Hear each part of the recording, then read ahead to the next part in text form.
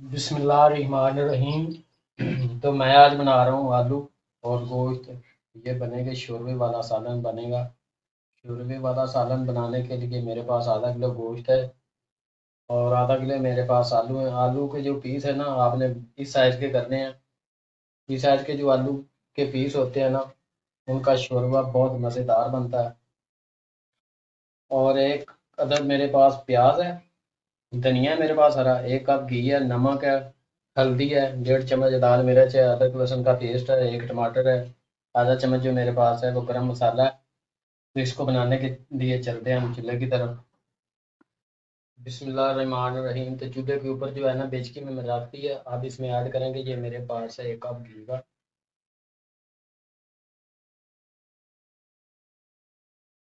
इसको थोड़ा सा घी को गर्म करेंगे, फिर इसमें डालेंगे मेरे पास जो प्याज है वो डालेंगे।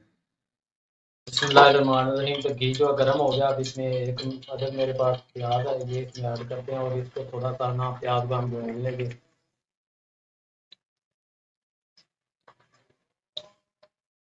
प्याज को इस तरह से हम थोड़ा सा भून लेते हैं, 1 से 2 मिनट तक।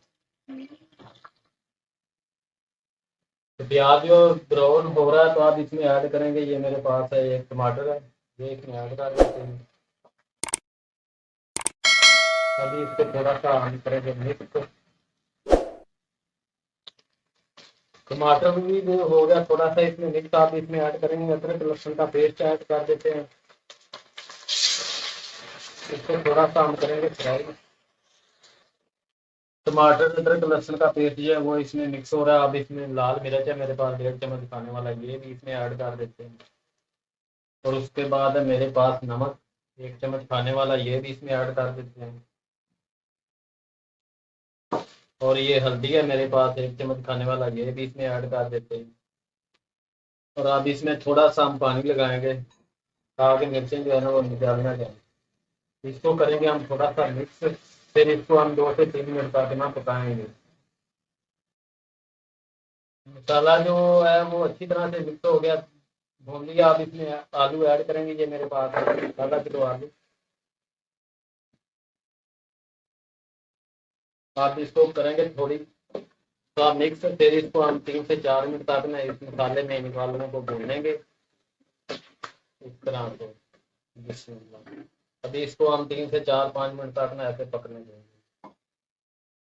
बिस्मिल्लाह। आलू जो है ना हमारे वो, मैंने आलूओं को अच्छी तरह से ऐसे भून लिया, ग्रेवी टाइप आलू बन गया। आप इसमें ऐड करेंगे मेरे पास ये गोश्त है, ये ये इसमें ऐड कर देते हैं। बिस्मिल्लाह। तभी इसको हम 3 से 4 मिनट तक ऐसे पकाएंगे, फिर इसमें 1 गिलास जो पानी है ना वो ऐड करेंगे इस तरह से। बिस्मिल्लाह। चलो अभी इसको हम 3 से 4 मिनट तक ऐसे पकने दें। बिस्मिल्लाह। 2 से 3 मिनट के बाद जो है ना, आप इसमें ऐड करेंगे हमें 1 गिलास पानी का, 1.5 गिलास पानी जाएगा इसमें। ये मेरे पास छोटे साइज का गिलास, ये हम डालेंगे इसमें 2।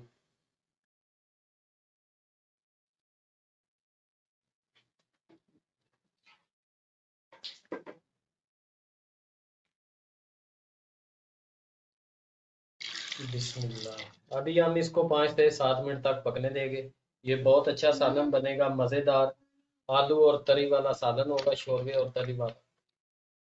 बहुत अच्छा सालन बनेगा माशाल्लाह। बिस्मिल्लाह। बिस्मिल्लाहिर्रहमानिर्रहीम। तो ये है ना आलू गोश्त की रेसिपी वो बिल्कुल जो है ना पक गई है।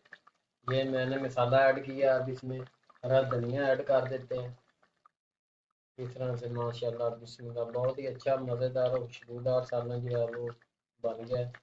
अभी हम इसको थोड़ी देर बाद ना उधर प्लेट में निकालेंगे।